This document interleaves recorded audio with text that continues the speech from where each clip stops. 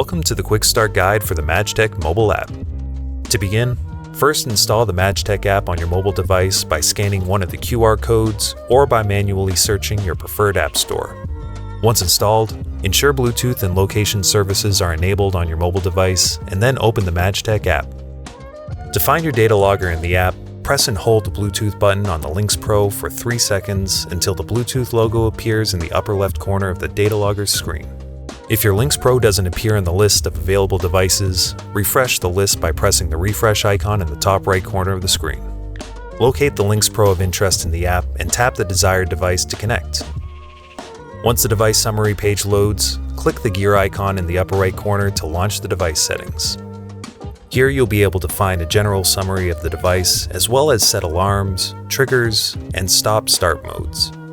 Once the device settings have been configured, return to the device summary page and press the play button on the top right corner to start the data logger. If manual start was selected, press and hold the play button on the device for 3 seconds to begin recording. If you have any questions about the app or want to learn more, please reach out to our technical support team. Thanks for watching.